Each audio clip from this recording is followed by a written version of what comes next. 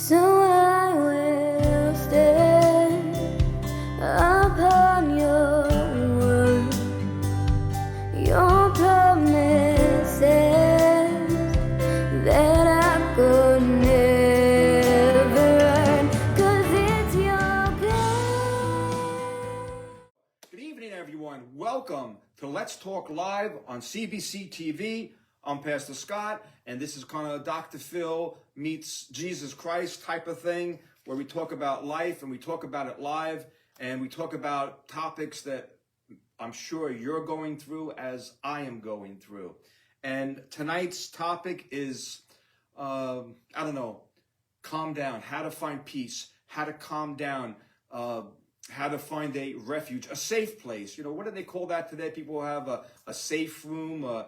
What's that term that they use?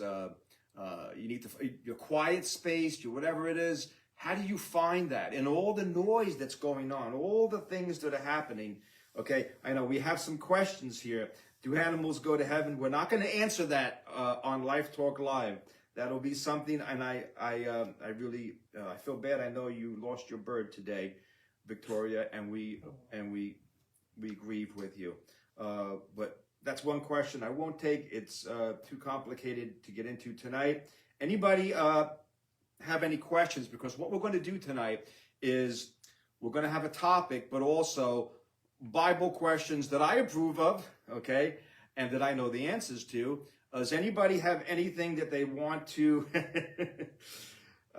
talk about, or have a question about, a problem with a person, or anything, a life issue that they need a decision on? I'm going to wait a couple of minutes and see if anything comes up. You had an argument with somebody at work today or whatever. I'll keep glancing over. But we're going to get to our topic tonight. And this is, again, another viewer's suggestion. So you people better get on the board. Okay? Over the last 3 weeks, it's actually been the same person who has been coming up with all these ideas. And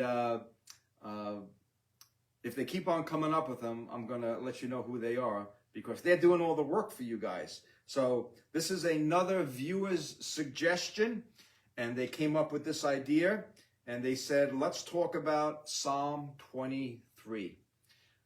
Probably the most known scripture in the world. Even atheists know Psalm 23. Everyone has heard or distorted in some manner, yea, do I walk through the valley, you know, and they joked on it and everything. You know that. But we're going to look at it from a dissection point of view. What does it really mean?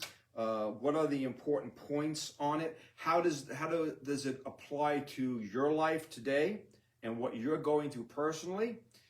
And how does it apply to the world? What the world is going through today? And I don't know where you are, but there's a lot of uprisings, there's a lot of protests, there's a lot of hate, there's a lot of, blood is starting to be shed. People are dealing with anxiety. People are having a hard time sleeping at night.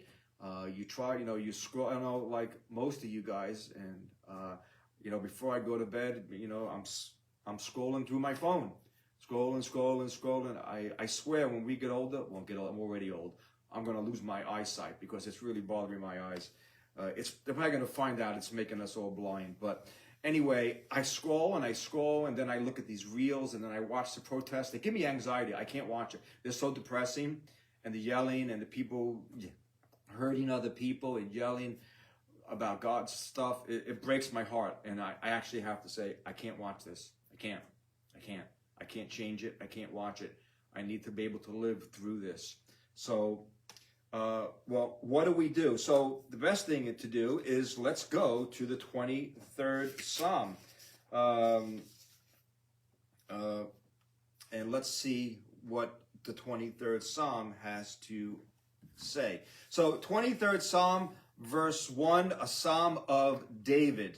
Okay? A Psalm of David. So first thing we know here is that this is written by King David, king of Israel.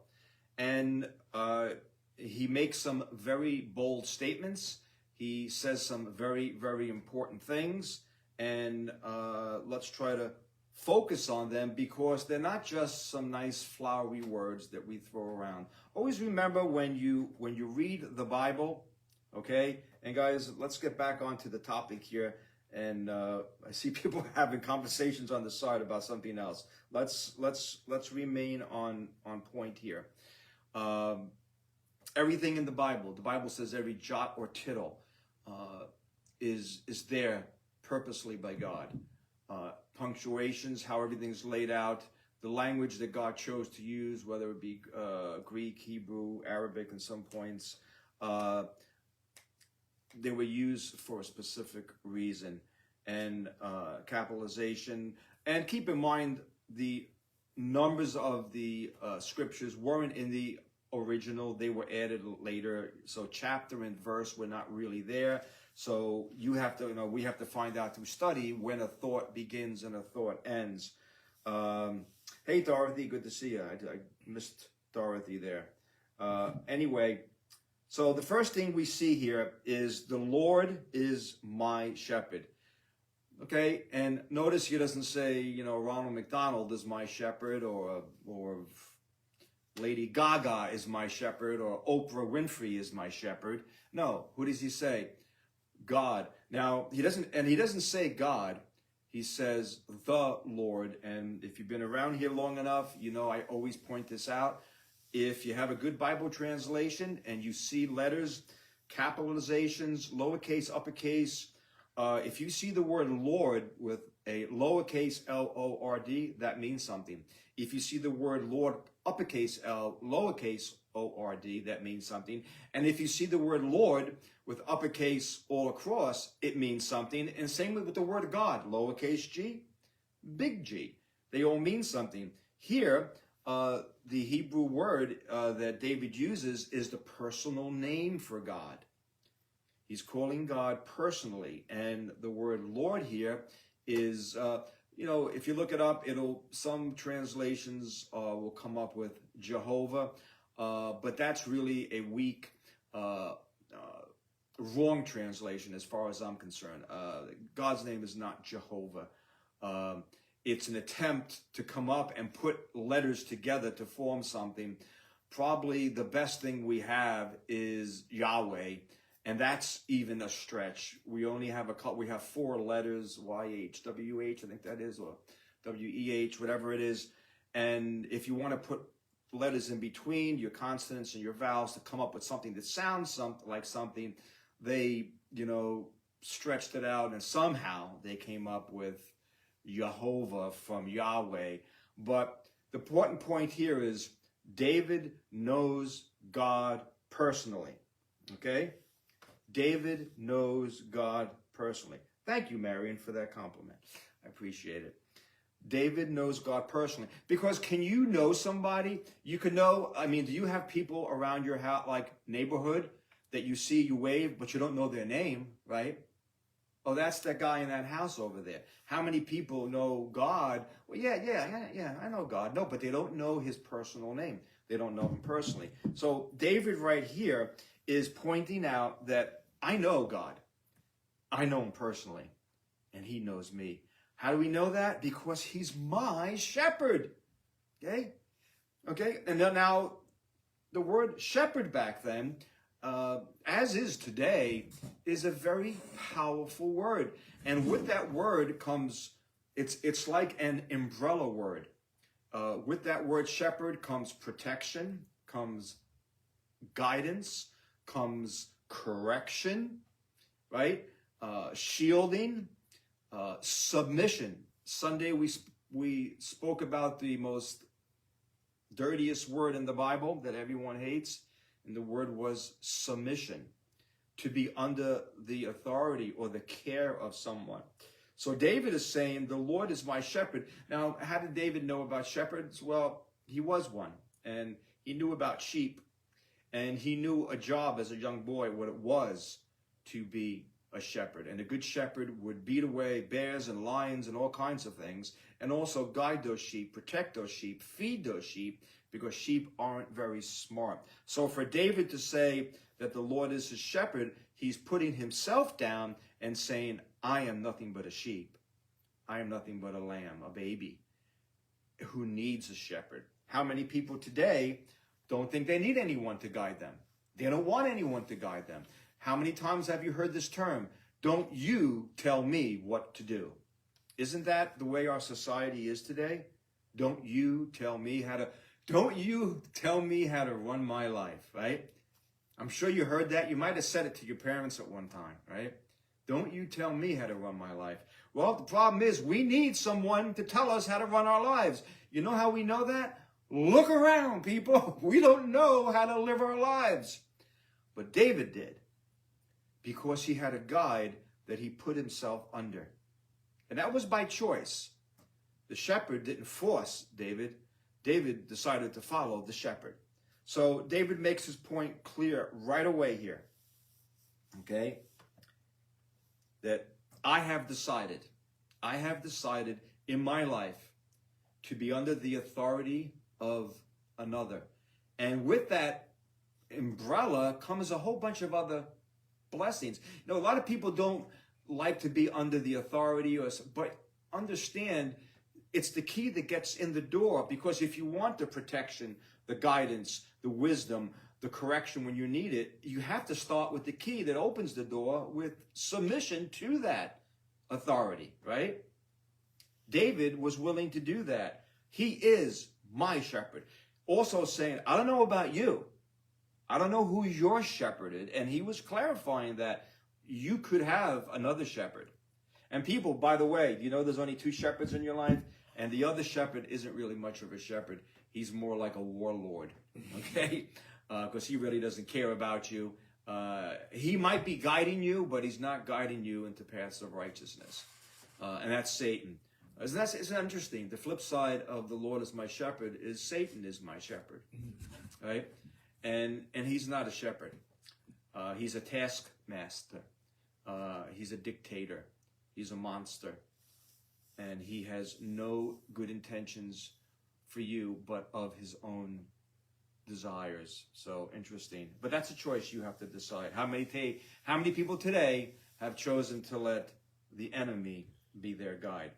So now once he makes that first determination in Psalm 23, verse 1, the Lord is my shepherd, he says, I shall not want. Meaning, when I decided to make God, okay, the shepherd of my life, with that came a perk package, you know, the perks, you know, when you go for a new job, you know, today it's not so much how much you get paid. It's, you know, what's the bennies, they call them, right? The bennies, what's the benefits?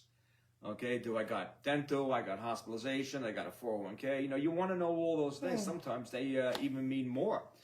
Well, one of the benefits of being a sheep under the shepherd is I don't have to worry about anything. I shall not want means there is nothing that I need that God will not provide for me. Okay? He's got it covered.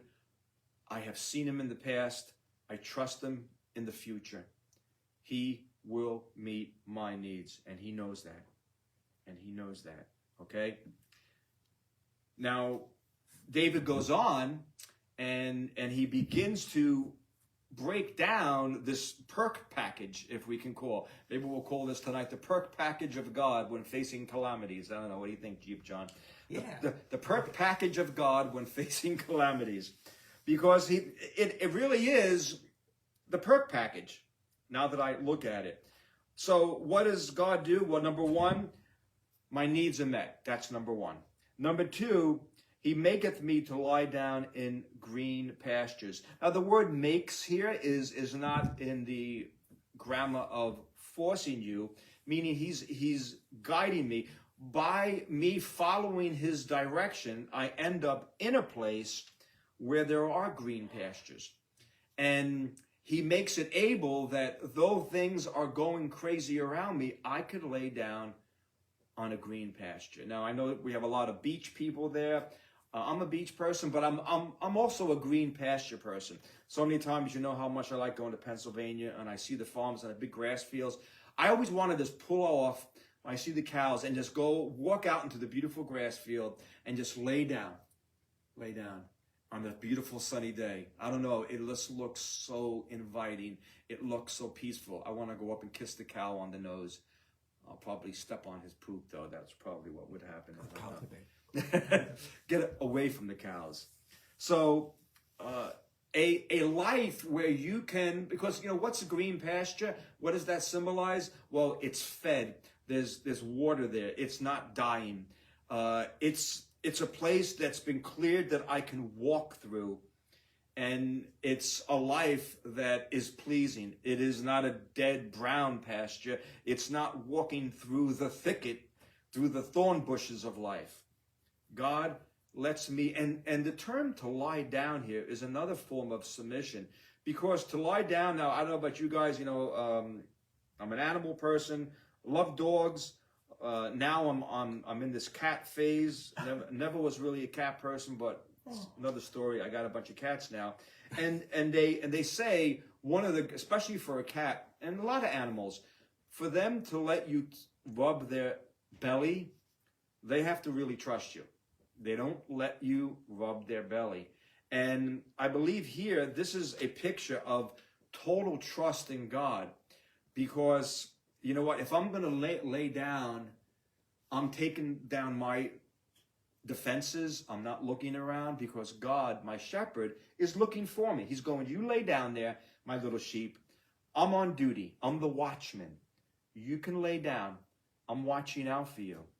And my cats, thank God, you know, took a while, but all my cats, they lay down and they'll actually go like this, and I rub their bellies, and I could touch them anywhere.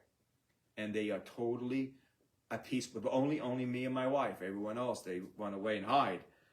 But they feel at peace. So that's green pastures. Okay, and you know, we could just go on. And I was thinking this Psalm 23 was going to be an easy teach through, but there's so much gold here.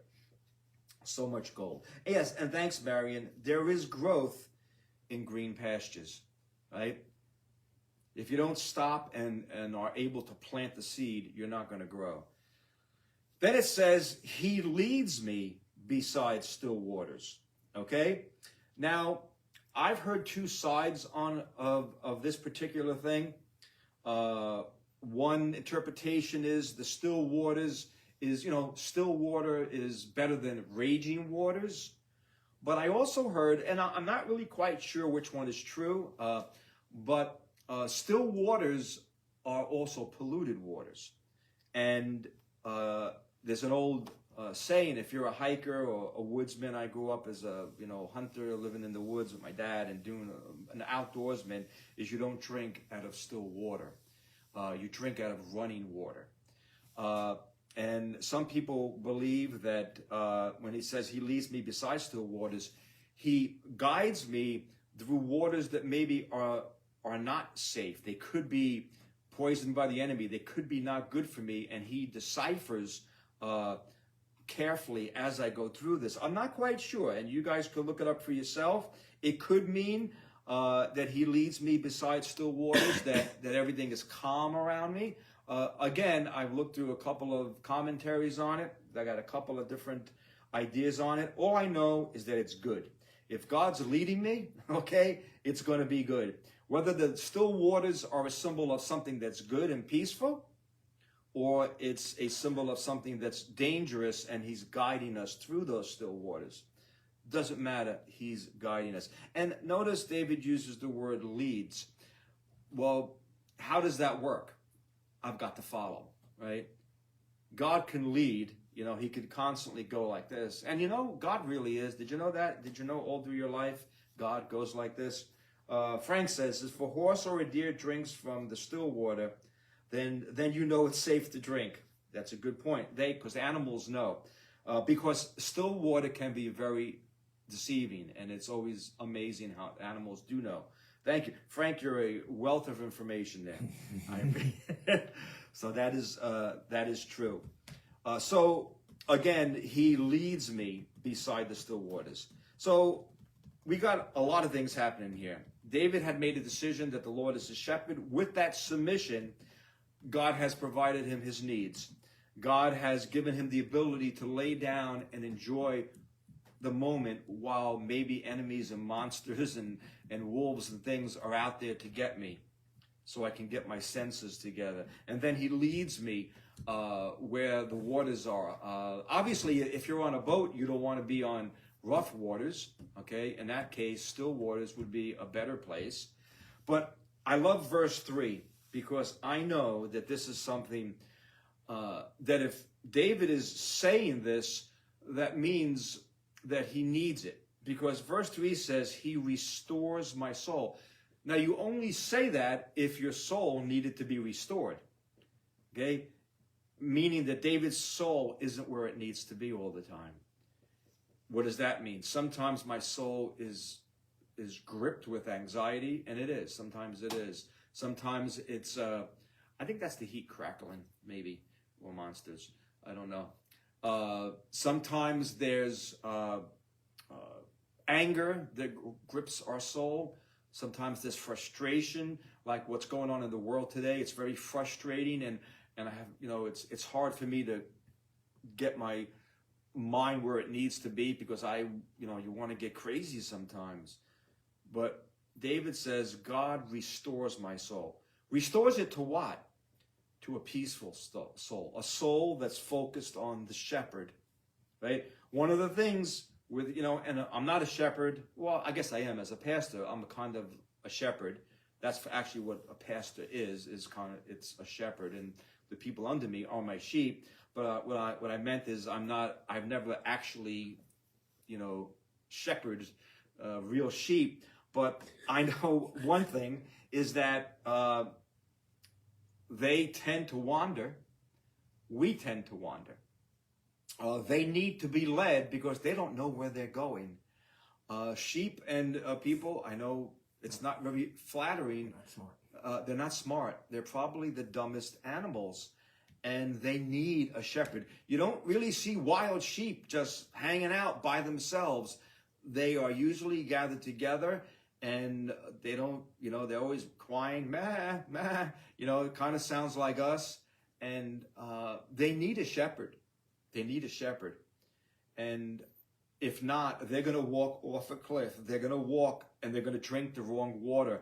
They're not going to be able to bow down and eat. And because, always remember with an animal, when they, like if you ever watch any of these animal shows, you always watch when an animal has to go drink at a riverside or eat, that's the most vulnerable time for the animal because he has to take his eyes off of his surroundings.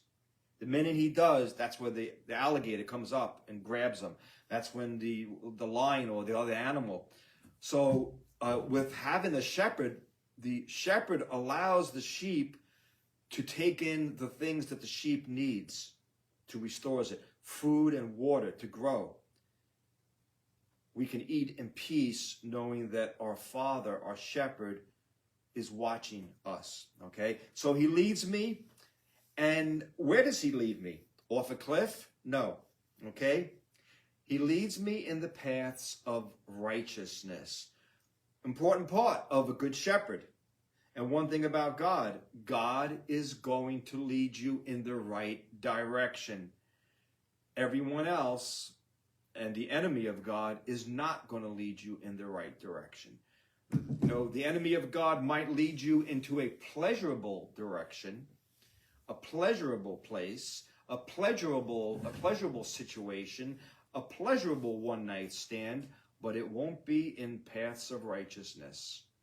And that's how the deceiver is able to deceive, because, what is the shepherd's one concern? If you think about it, number one is the sheep. Well, I should say his second concern is the wolves. The shepherd knows that there are wolves that are out to eat his sheep. So he has one eye on the sheep, one eye on the wolves. And he knows that a wolf, okay, we've heard the term, watch out for, sheep in wolf's clothing. No, a wolf in sheep's clothing, excuse me. A wolf in sheep's clothing, meaning they could sneak in. They can sneak in and they can deceive the sheep. But you know who they won't deceive? They won't deceive the shepherd, because the shepherd knows his sheep. And not because I'm a pastor of a small church, but I think of the philosophy of the shepherd that God uses a lot in the sheep.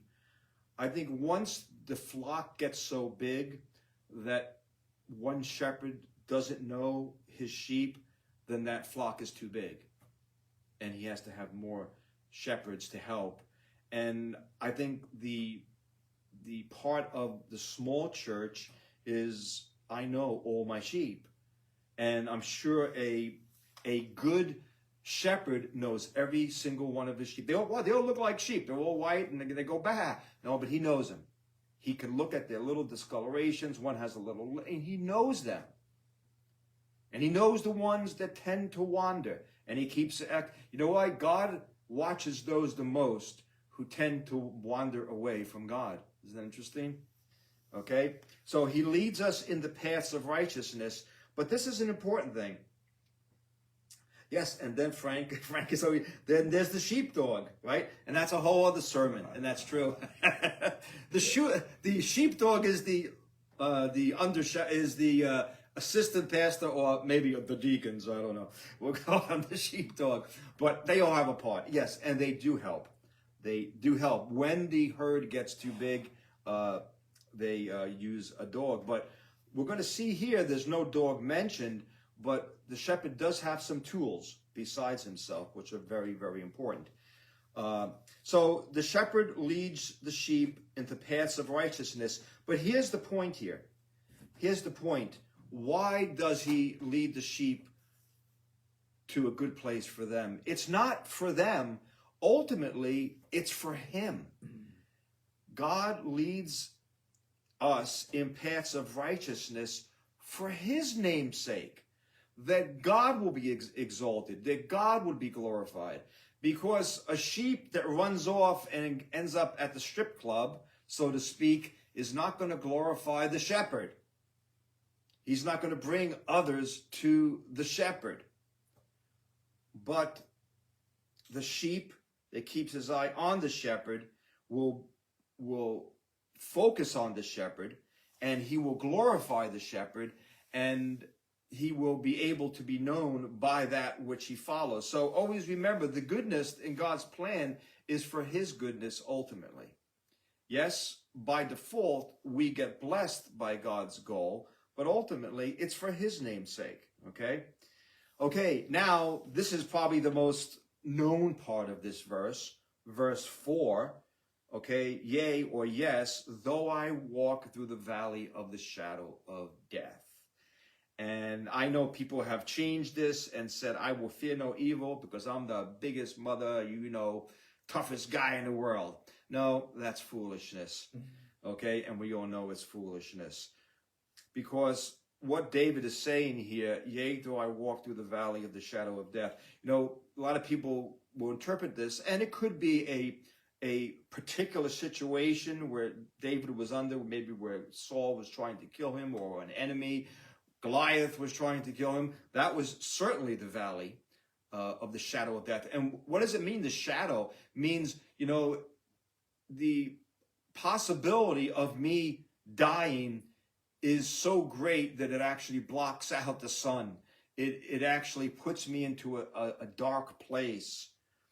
And yes, it can be a particular time, but I truly believe, people, that every single day you walk through the valley of the shadow of death.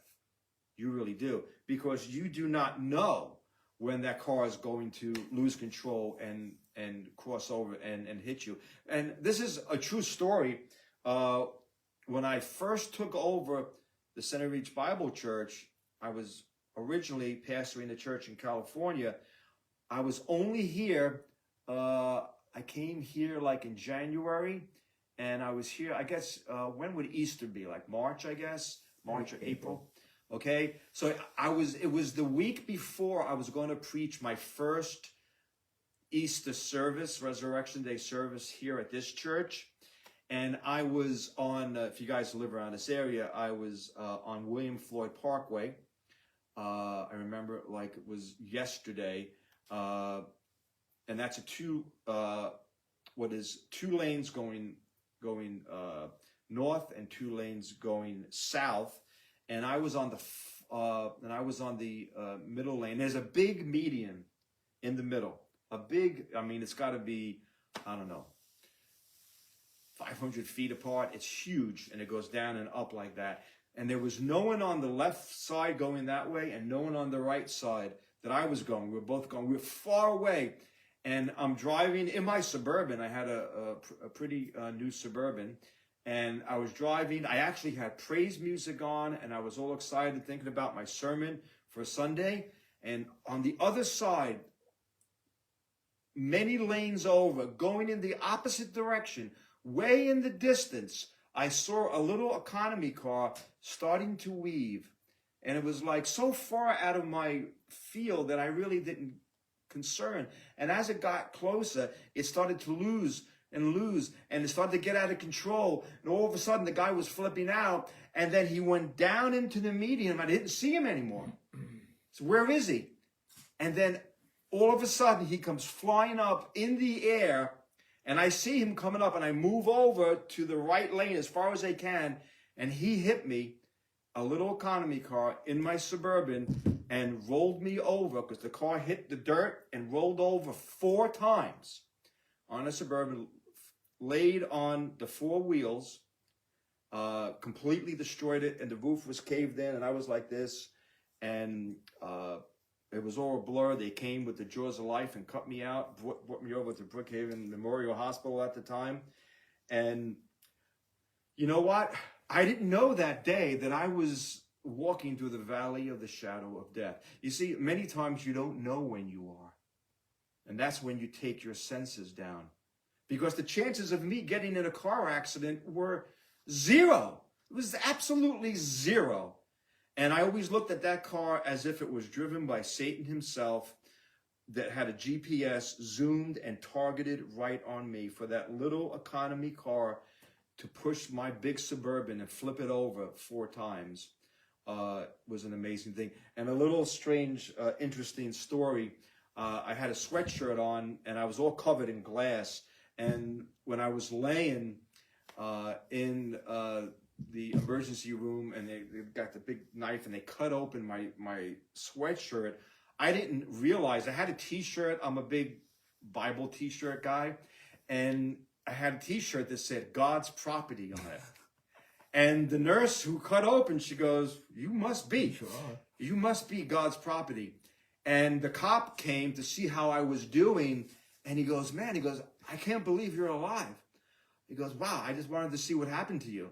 Because, and we had a couple of witnesses and stuff who saw the whole thing. But the point is, people, we're always walking through the valley of the shadow of death. And isn't it great to know there are other eyes other than our own? We can have cameras in the front. We all got our sensors on our cars now. I like God's eyes watching over me. Amen. Because if obviously God didn't want me to die that day, but Satan did. And I actually preached that Sunday. I was all like this, and I had to hobble up there. My eye was all blood, shot with blood. I was all cut off from glass on my face, and I hobbled up there, and I preached that first Resurrection Day message. So David knew, probably through many times as a young boy, though he's gone through the valley of the shadow of death, okay, it means death is a possibility. And sometimes when it's not, he says, "I will fear no evil." Okay? Why? For you're with me. Isn't that interesting? Wherever we go, God is with you. That's interesting to point here. I'm just, as we go in here, there's so much stuff coming here. Gosh, we can go on for here. That's something I was just thinking about, for God is with me. Do you know Satan can't be with you all the time? Satan is not omnipresent. He can only be at one place at one time.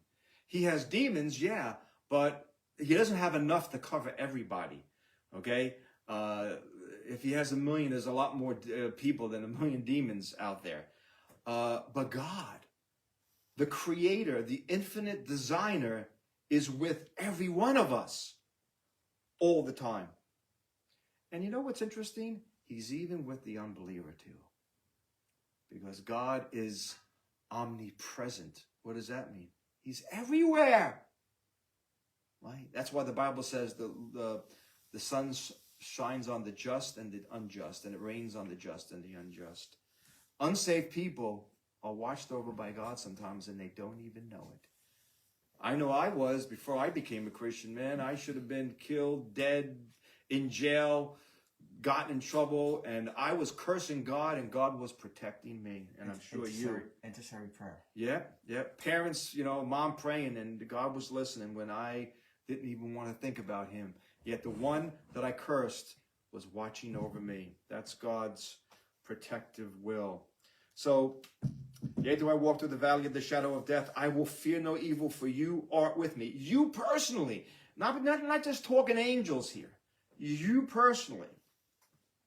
And then we have this important term, and I don't know how much time we have here. He says, and this is one of my favorite parts, for thou art with me, your rod and your staff, they comfort me. Notice they don't comfort the shepherd, they comfort me. Now, why does a shepherd, so we have a question, Marion, does Satan know your quiet thoughts? He doesn't know what you're thinking. Okay, this is an important point. Satan can't read your mind, but he is pretty brilliant that it isn't so hard for him to figure out what you are thinking. He knows you very well. He's been following you your whole life. He knows from past experiences and reactions probably what, he knows what your weaknesses are and what your temptations are. So it seems like he's reading your mind, but he can't get in there. That's why it's always important prayers. Sometimes be careful what you say out loud, because Satan can't hear what you're thinking.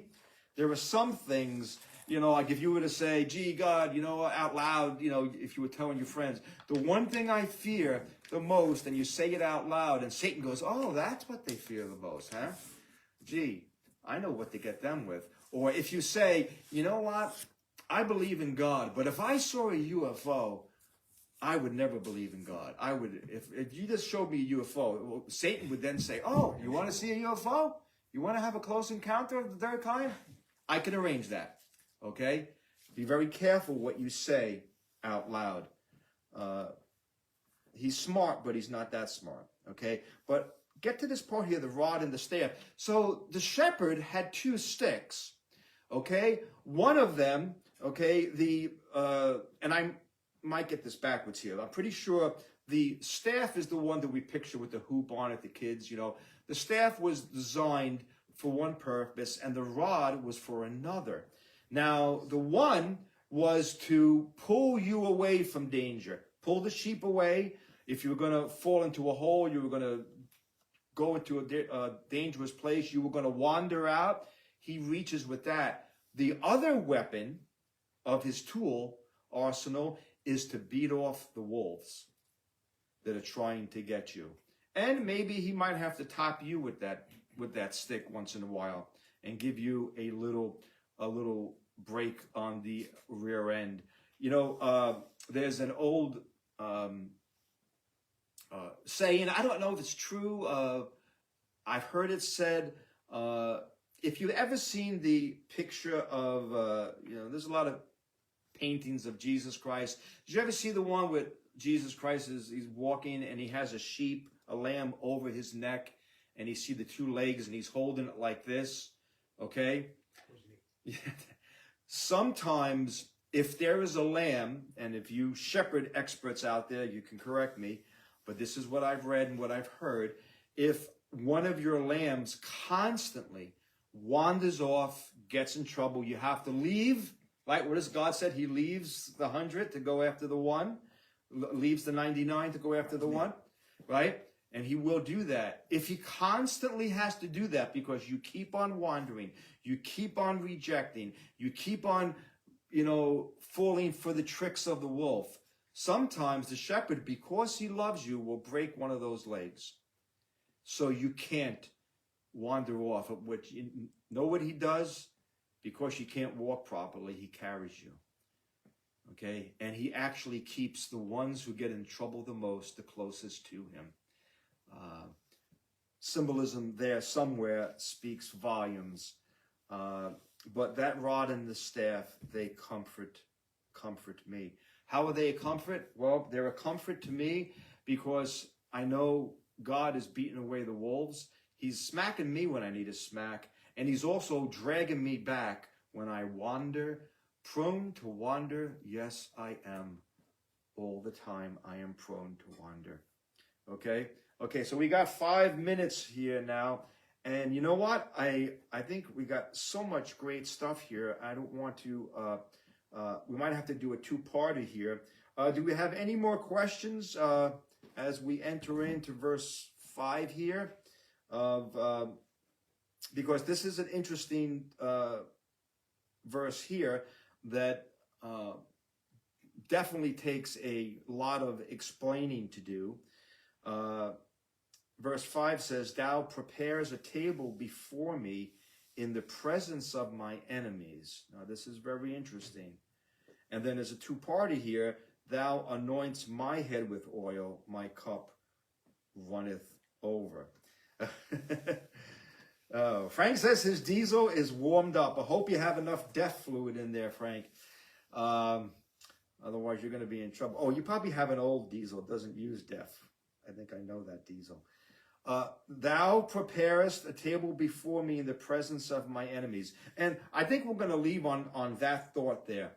And this is not something that we savor and that we should go, yes, this is, I can't wait for this day.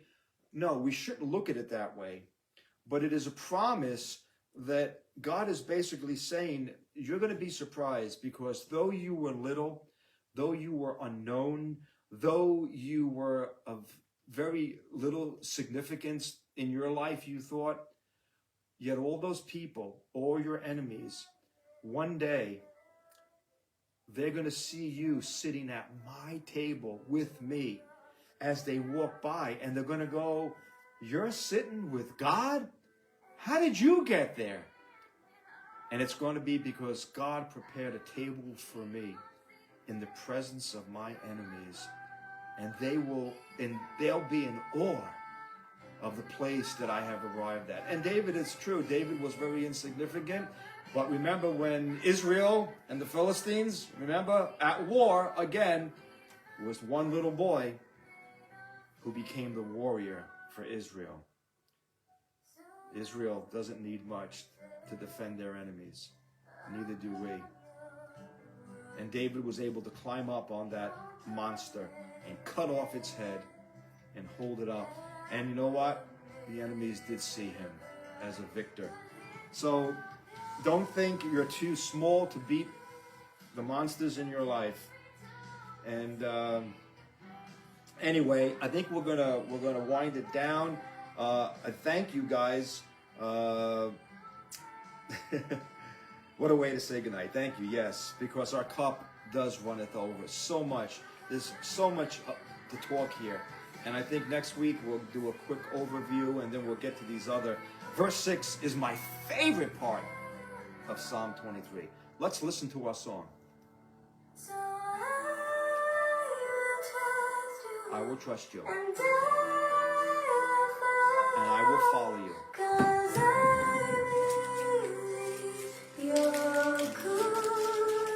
Because God is good. He's a good shepherd. You know my heart. You calm my fears. You calm my fears. You comfort me when even I don't understand my tears. You see my heart. You hear my questions. They don't scare you. You know my heart. You calm my fears. You comfort me when even I don't understand my tears. You see my heart. You hear my questions.